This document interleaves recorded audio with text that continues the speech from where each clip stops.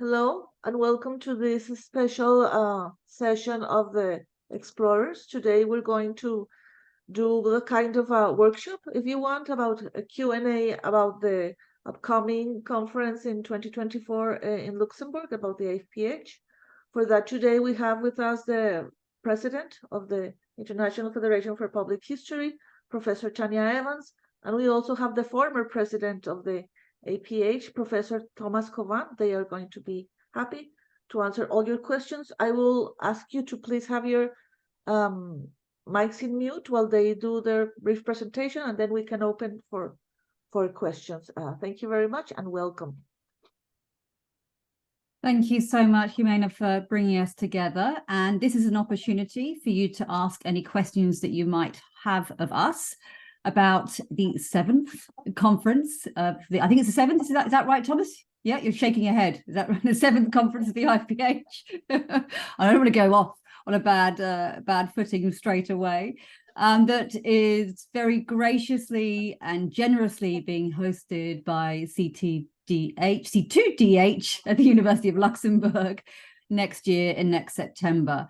Thomas is really the expert in all things associated with the conference, and he was president of this organization for a very long time, and we are so grateful to him for his efforts and the amazing team he has in the Luxembourg locality working on the conference to bring this and join all public historians, practitioners, scholars, experts, students from all over the world that will hopefully come together in Luxembourg next year. But the conference is also excitingly being offered in hybrid format, and I'm sure that there will be many questions about that, and Thomas will say more about that. The organization was very keen to think about our carbon footprint, and many of you will be aware of the increasing conversations about the complexities and problems associated with travel and gathering as conference attendees these days. So it's wonderful that the university is addressing some of many people's concerns around this. So Thomas, please let us know how we can support you in this endeavor, and we very much look forward to hearing from you about these exciting plans ahead. Thank you, Tanya, and thank you, Jimena, for organizing this event.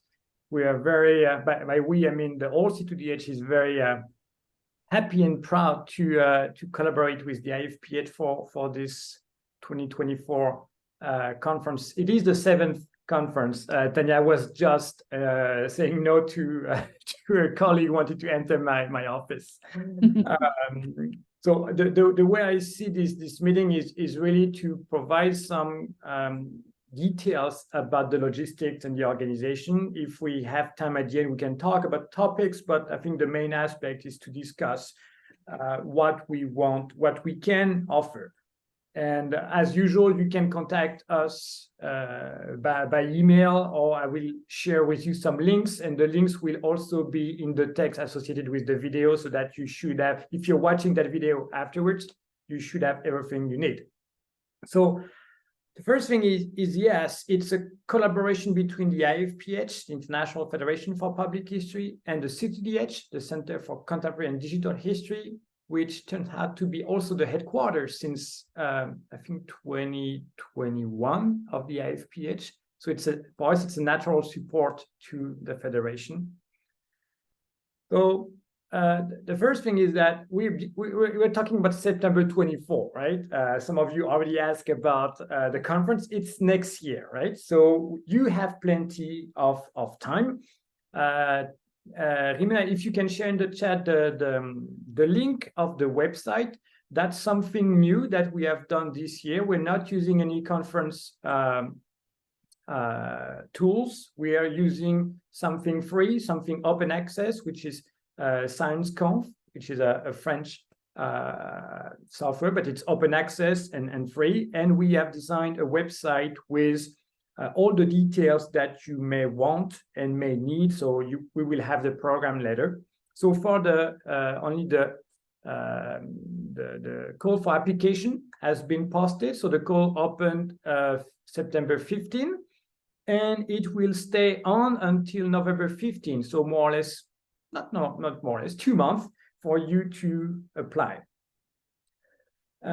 Something important that Tanya and I, but also the steering committee discuss, is that it's going to be free registration if you're a member of the IFPH. So that's going to be the only fee if you present that you're going to have to pay, and we will provide you with the link to become a member. If you're not a member yet, you will have to be a member of the IFPH. But that's going to be the only thing that you pay. Tanya. I was just going to say, so the current link for memberships is for the memberships for this year. So we will be posting a new link for 2024 as soon as that becomes available. I just wanted to clarify that. Thank you, Thomas. Absolutely, Tanya, you're right. And you should know that there's a huge discount for this year, and I would encourage all of you to take advantage of this discount. It's unheard if you compare with other associations and federations. That's something very, very beneficial. So the CFP is out, and as the other conferences that the IFPH have done, there is no, it's an open theme, right? So it's not specific to anything. You have a couple of ideas and themes that are usually very popular, but you are free to add other types or think about other types of topics. So the CFP is out. You can see it on the website. Submit CFP. You also have the PDF. Feel free to share it. So the call is open until November 15, and we expect to have the result quite early in 24 in January, so that people who have been selected can also apply for funding soon enough, right? Because that's one thing in comparison to Berlin last year. The organizer, we do not provide travel funding. So that's a bit different from last year. So that's the agenda. You can propose. You have different options. You can propose, as last year, a panel of 2, 3, or 4. Panels can be incomplete in case you don't have all the speakers yet. You can propose an incomplete panel, and that will be considered. You can propose a working group, which is slightly different. It's bigger, and that's a topic or an issue that you start working on before, during, and you usually have an end product. Could be a report, could be guidelines, stuff like this. You can propose a workshop, or you can propose individual papers. We already have received some individual paper proposal. That's definitely something you can do. And the committee, if your paper is accepted, will be in charge of putting papers together into panels. There will also be a call for posters, but it's not open yet. The call for posters will open in January, and it's usually about a specific project that people discuss, and we will share news about the poster proposal call later in 23 and 24. In order, and maybe Rimena, you can share the link, in order for you to find possible topics or find other people who have the same interest or same ideas, we created a Google document on which you can propose a topic, or you can, let's say, test the water. Like there are already 10 ideas of proposals. For example, there is one on performance. There is one, I don't have all of them in mind, artificial intelligence from Michel, who is with us today. There is something else about museums. So you have the link in the chat. You can check. You have the contact emails, or if you want to propose something about memories or other things, feel free to do it, so that people can jump in and contact you. We have already received some questions about any tip that we could give people about what's a good proposal, and there is no such thing. What we could share is our personal views, and maybe Tanya, since you were part of previous conferences, Jimena as well, you can also share your experience. In my experience, topics that are too closely delimited, like 4 people from the same institute, or 4 academics, or 4 people talking about the very, very same topic, which is very low, maybe they have less chance of being appealing to other people in other parts of the world. So it's not a rule, it's more like something that I would stress from past experience and past proposals. The more international, the more diverse, and the more you can address publics and colleagues who are not in your country or in your field, the better. But maybe Jimena, Tanya, and others, you have suggestions for what could be a good proposal? I think that's those are really good points. I think I would really like to see an attention to including people, like Thomas says, diverse backgrounds, but also at different stages of their careers, whether that's outside academia, in museums, in the GLAM sector organizations, or within academia itself. So, bringing people together that aren't experts in the same way. I think that would be fantastic. And also, just to add what Thomas and Tanya were mentioning, I would also like to see like real diversity, like something like really, really broad.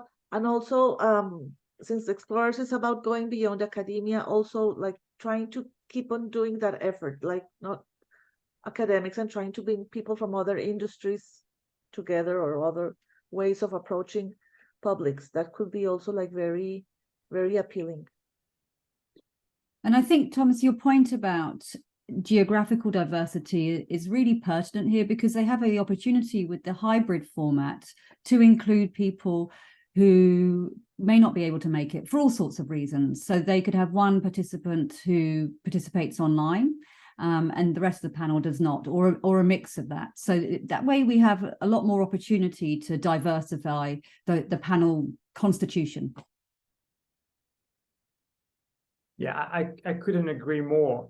This has been some, maybe not a criticism, but suggestion for the IFPH to be more about and with professionals from the field, and maybe less with or about academics. It's a fair point. It's due to structural reasons. Sometimes academics have more funding and time to attend those events, but yeah, we are perfectly aware that it's that's something we could do better. So as a proposal, think about outside of box. If you do something on museums, well, maybe you could have someone who work in a museum, or not only people who study museums, right? If you see what I'm trying to say. So I think that's why the Google document, or sharing or having discussion on our social media could help you to find people from different parts of the world, or different profiles, early career, not only established scholars, but maybe emerging collection managers, or people who have done internship in museums. So that for me, that's a big plus.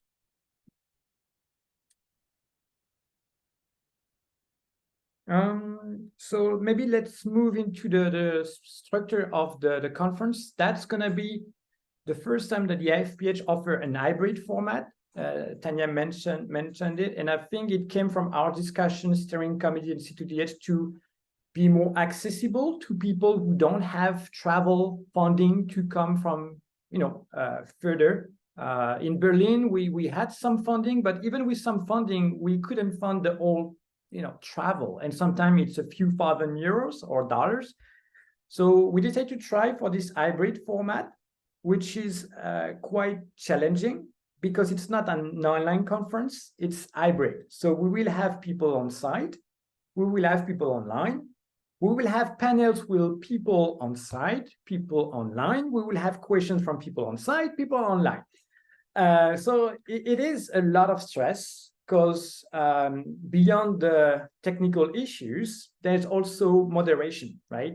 Not the traditional chair with questions of people in front of you, but people who can moderate questions from different parts of the world with different access to internet connection, right? So this is what we want to commit to, because we believe as a team, C2DH, IFPH, that this increased accessibility, people from Colombia, as you know, Rimena, who can have a panel with people from other parts of the world. Obviously, the time zones still matter. So it can be someone from Australia and someone from Brazil. You know, that's difficult, and you have to deal with the on-site schedule, because there is no way we start at 3 in the morning in Luxembourg. So it's not perfect, but we want to push for this more inclusive format. And perhaps Tanya, Rimena, you can develop a bit more your point of view as part of the steering committee of the IFPH. Oh, I mean, absolutely. I mean, as part of the committee, you know, some of you may not know, includes people from all over the world.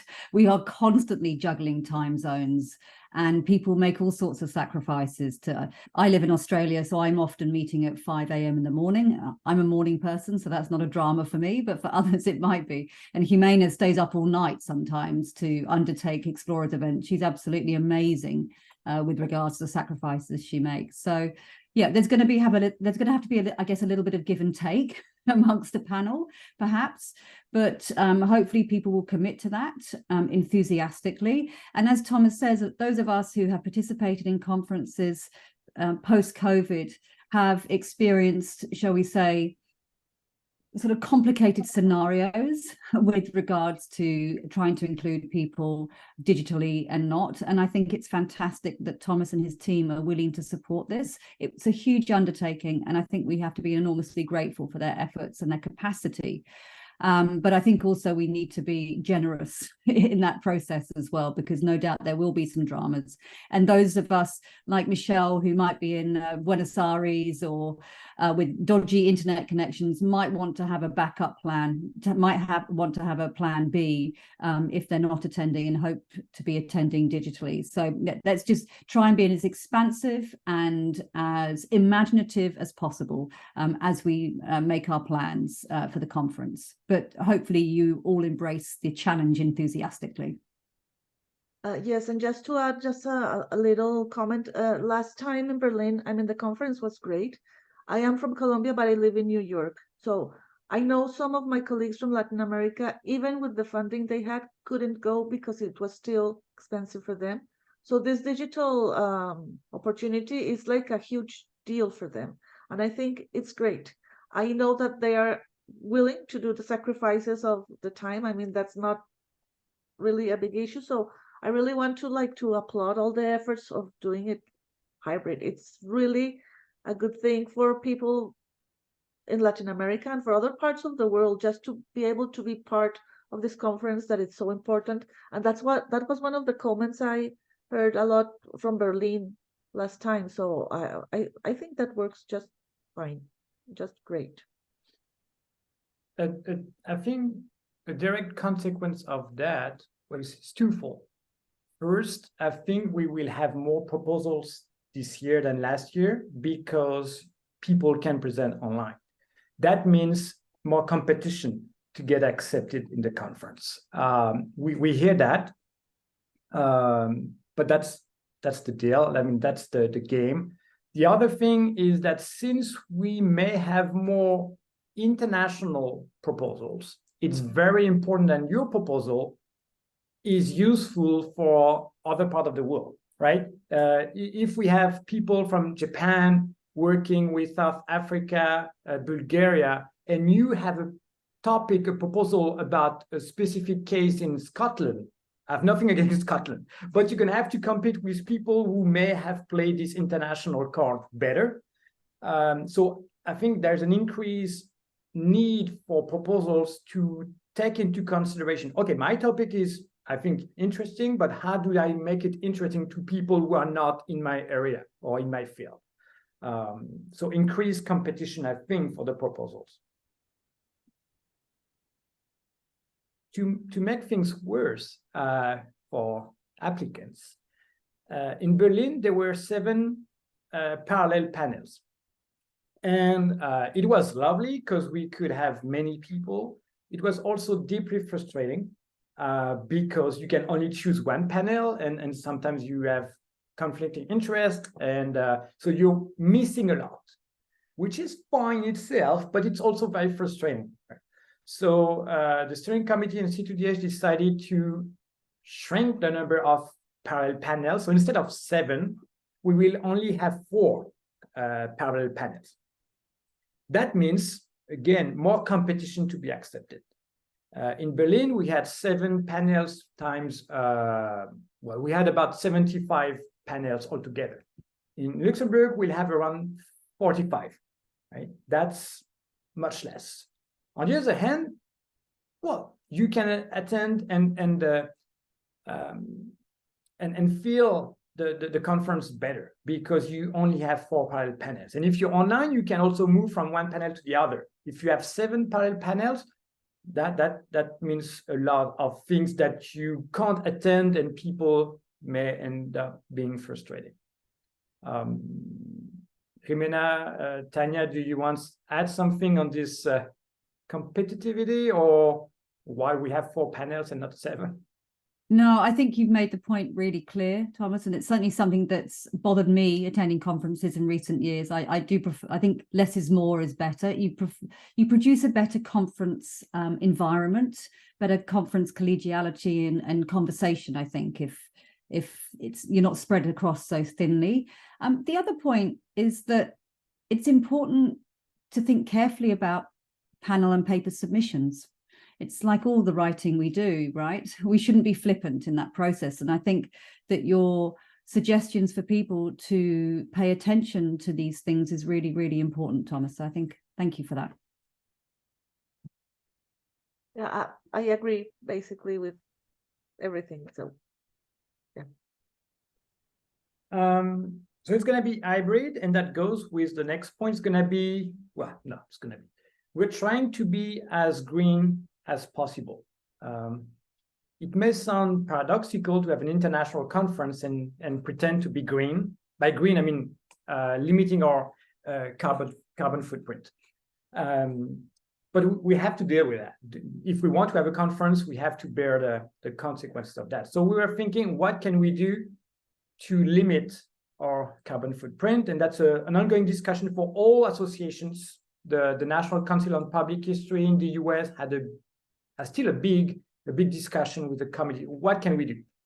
Going hybrid helps, obviously, because some people may decide to stay where they are, or because they can't, and still present. So that's one thing. We are also, thanks to colleagues at the C2H who do a fantastic work, respecting some criteria from the Luxembourg Ministry for Environment and Economy. So I can't detail all the things we're doing. One thing that I sticks to my mind is, instead of we won't print programs, for example, always against printing 150 programs. And we have name tags that are recycled. We can recycle the name tags with seeds in there, so you can plant your name tag, and it grows and makes flowers. It's a detail, but it's not using paper in a useless way. So we have a couple of checklists that we want to apply to, and that's also useful for us at the C2DH, because we believe that's the future request for any conference, to be as green as possible. Local food, local network of food production, public transport in Luxembourg is free. That's the only country in the world where public transport is free, so take advantage of that. On the other hand, taxis are super expensive. Yeah, I see Blandine nodding. Just to give you figures, because figures speak better than words. From the airport to our university, it's between 120 and 200 euros. That's insane. But public transport is free, and it's roughly 1 hour from the airport, 1 hour and 15 minutes from the airport. So that's something you can do. So take that into consideration for your transportation. But all long story short, we want to push for more green practices and to also have an impact on further conferences in at the University of Luxembourg. Anything that you want to add on this aspect? Okay. We're working on a discount for accommodation. So on the website, we provide a list of hotels and places where to stay, from used hostel to more expensive hotels. We're working on a discount. We don't have any figure yet, but we will provide more information in the practical guideline. Social events. When we were testing about the conference, a lot of people say that one of the best thing in conferences is not only the social event, but how those events allow people to better understand the local context. And we want to keep doing what others have been doing before. And we have people at the CTH working on social events. We have a great team of people helping with the green event, accommodation, website, and someone is dealing with social events. I will not share what we have in the pipeline so far, because that's a surprise, but expect some minor events in case you don't want to do too much, and well, a big event that we will share with you when we have confirmation about it. The program, obviously there's no program yet, but the conference will start on the Tuesday, so September 3rd. And will last on Friday night with possibly the big event with 2 keynotes. We will have the opening keynotes on the Tuesday night, followed by the opening reception. And we'll have a keynote on Friday morning, which is more a local keynote. It's not less important, but it's more giving the floor to local public history practitioners. So 2 keynotes. Conference would start on Tuesday night with some roundtables before the opening keynote. So we will share the program, but also the time spot in advance, so that you know when you can arrive to Luxembourg in case you want to join us on site. As I said, no travel funding. I've got like maybe 10 questions since last month, and 8 of them were about travel funding. As it says in the call, I know it's a long call, so you may not see it, but no travel funding. But it's hybrid, right? So that should not prevent you from applying to the conference. And in case you want to join us on site, we can provide more details on accommodation, where to stay, and so on.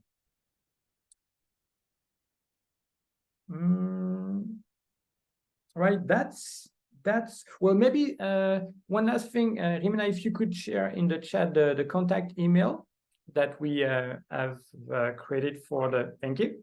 So it's basic, ifph2024@uni.lu. If you have any question about anything, not about travel funding, because I just mentioned it, but if you have other questions, feel free to reach out to us. And in the next few months, we'll give more details about what Luxembourg is like, which is a very international environment, what the campus looks like, which is also original in itself.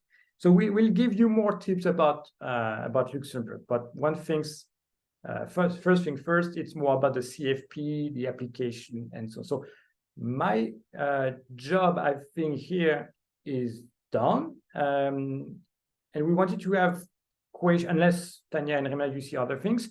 If not, we can open the floor for questions, comments, or if Blondine, you want to say something about Luxembourg. No, talking, you don't have to. But questions or comments.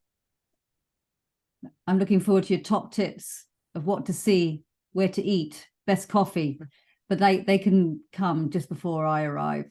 I think Joan had a question about the posters. I think, Joan, it sounds like you're keen on lots of panels rather than fewer, which is absolutely fine. But I think the answer to that, Thomas will be better placed than I to do so, will be we have to wait to see what's offered, really, from poster participants. So is the question, will there be a poster application, or about the process? How many will there be? Yeah. I don't know. It's a good question. It depends. It depends where we will host the poster session. Instead of thinking like we have a 1 hour window for poster session, we want to have the posters that accompany the conference. So we are trying to find ways so that you don't have to be there on Friday between 12 and 1 to see the posters, but have more like a longer time to discuss with the applicants. How many in Berlin? I think we had a dozen of posters. Depends how many applicants we have.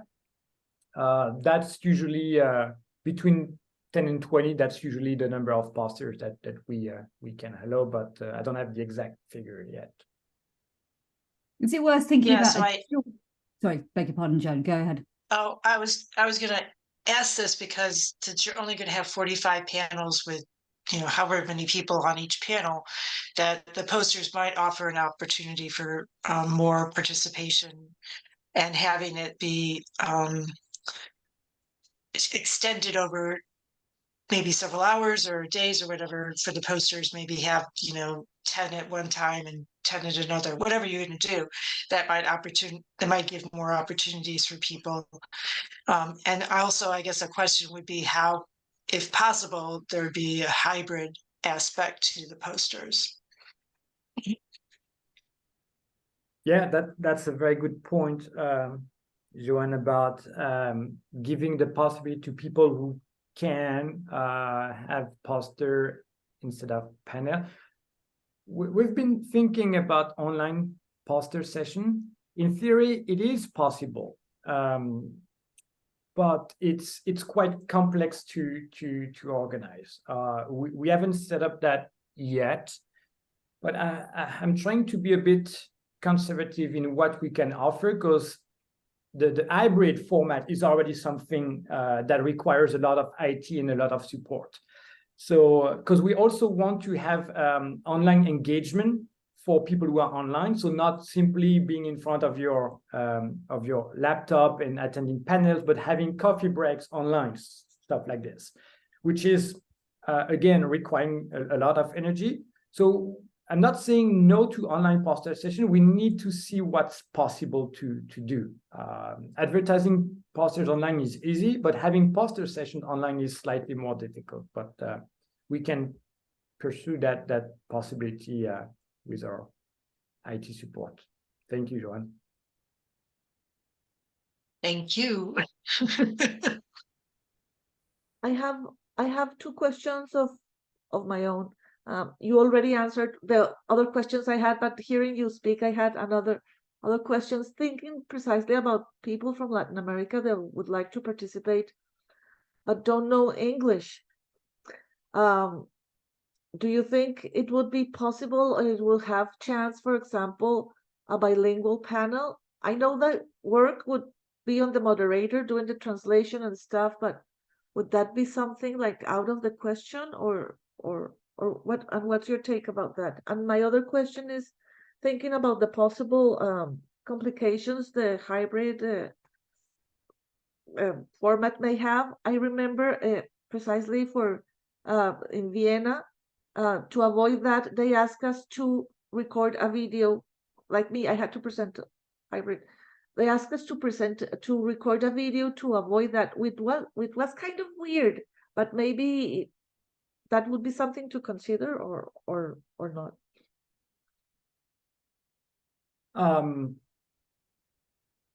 For the first question, I'm afraid that bilingual or multiple languages won't be possible.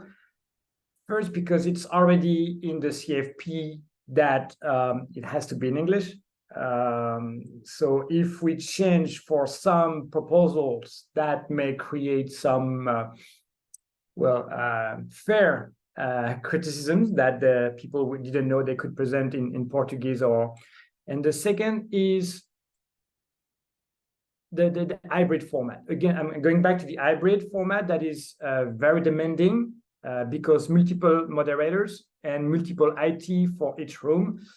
If we add translation, or if I don't see how it could be possible. I do agree with that's very important. Maybe for the next conference, we should stress that multiple language presentations. I'm afraid that for this conference, it might be difficult unless you have solutions, Jimena. I know we've been talking about that for a long time. I know I don't, and I know that for this conference, perhaps the work would be upon the moderator, and doing that translation at the same time can be also very challenging. But I have had questions from colleagues, but I agree that for now let's leave it in English because it's really a big effort. And that's part of being inclusive. We should, in theory, be able to support other languages. In reality, it's very difficult. Unless you have like the Italian have done or the Brazilian, you have two sort of tracks. Like you have panels in Portuguese and you have panel in English. In that case, that would be multiple channels for multiple languages. I know it's Luxembourg, it's multilingual, but still it's an issue. The second, and maybe I wanted to raise that point because one option is, as you said, to have recorded presentation. I like that format for two reasons. I know it's problematic, but I like it for two reasons. One, it's a relief when you don't rely on live Wi-Fi, and that can ruin an entire presentation. You prepare for months, and then your Wi-Fi crashes. There's nothing you can do, and there's no way for you to do it in another panel. So it's a lot of pressure for presenters, a lot of pressure for us. Because if we have a panel with 3 people online out of 4, it may be very problematic. So for me, that would be peace of mind, as my insurance try to convince me to take every time.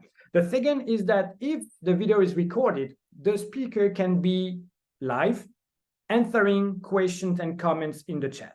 So I'm not saying that, oh, you record your video and then you don't attend the conference. No, you record your video, you send it to us, and you're live when your video is on, so that you can engage with discussion.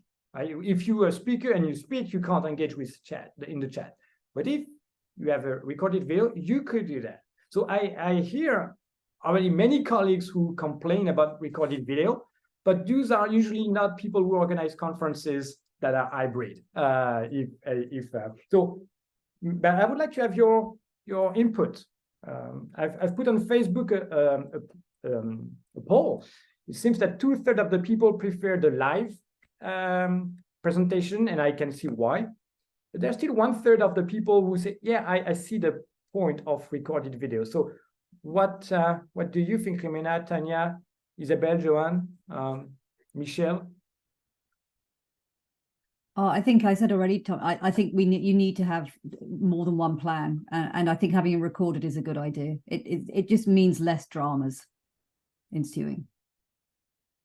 Yes, and I know that, I mean, the thing is that for some people like me, it's like weird to record yourself, but I think it's worth it for the audience. And you can be like, and you can really like, don't be very stressed about what you said about internet crashing and stuff. I think it works well, and it's also something that you already have ready. So I think it can work. And you never know, some speakers have last minute drama or conflict, like this happens for conferences. If we have the recording, we have at least something, because I've seen panels with 4 possible speakers, only 1 showing up. And again, if we have only 45 panels, I don't want to ruin the whole panel and having rejected people for people who in the end have Wi-Fi issues, and I can understand that. That could be a guarantee of having some contents. Oh, and I have another question, if I may. Can someone apply to several panels, like propose more than one panel, or is that recommended? That is a very good question that honestly we forgot to mention in the CFP. It happens for every conferences that I've been. I know that the IFPH in the US has a very strict policy, especially because it's very competitive. In Berlin, we didn't mention anything. When there were people in two panels, we asked that person, I mean, if the two panels were selected, we asked that person to remove himself or herself from one of the panel. It's not always possible. Yeah, that's since there is an increased competitivity or competition for panels, I would be in favor, but I want to hear from you as well, to only accept one presentation, or at least speaker only presenting once. Okay. Tanya? Yes, I agree. I think if there is a limit to space, then this is important. However, I think if you're moving between different sorts of panels to working groups to, for different kinds of formats, then I think the committee would look more generously upon that. If you can set it and justify it, there's an awareness that you're not trying to speak on 5 different panels because your work's brilliant and everybody should hear what you have to say. I think there needs to be some sense of generosity of spirit to include as many people as possible. It makes sense, Tanya, and I think that's I think in Berlin we accepted someone who was in a working group and in a panel, because a working group was around 9 or 10 people. So okay, you have a panel and you're part of a group of 10. That's understandable. Again, we have more pressure for Luxembourg. I don't know how many proposals we'll have, but we may have more than in Berlin. So, that would be fair not to have people in 2 panels at least.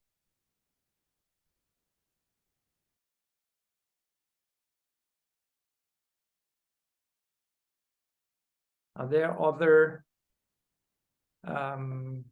questions? I guess we could, since Rimna, you're gonna put the video on the Vimeo channel, right? I think people could also ask their questions under the video in the comment section, and we could answer their questions there too, right? Yes, I'm going to post the recording in the Vimeo channel on X, former Twitter, Instagram, and Facebook, like everywhere. And if somebody wants to request like a direct copy of the recording, I can also do that. If you want to like promote it in your own circles, that can also happen. You just have to let me know and I will send a copy to you. We could also have the recording on the website, find a space on the website where people can have more information directly on the website. Oh, okay. So I will send that to Tanya, to upload to the website. Okay. No, I mean the conference website. Oh, Yeah. the conference website. I thought the IFPH, but perhaps we can also put it there. Yeah, the more the better. But Yes, if you can have it on both. Yeah. Okay. Okay. I think that's a great idea. Well, that's about it for my side. Do you have any other points or questions? No, just that we're really excited about receiving people's proposals and questions and queries. We're here to communicate as much as possible about the event and everything else associated with the IFPH. All right. So, well, again, Rimena, thank you so much for being early. I mean, being live so early. Thank you so much, Tanya. And you have the links in the chat, or we'll provide you the links under the video. And we hope to have many proposals for the conference. Thank you, Lovely to Thomas see and you. Tanya, for answering all our questions. Thank you very much. Thank you. Lovely to see you all. Take care. Bye-bye. Bye-bye.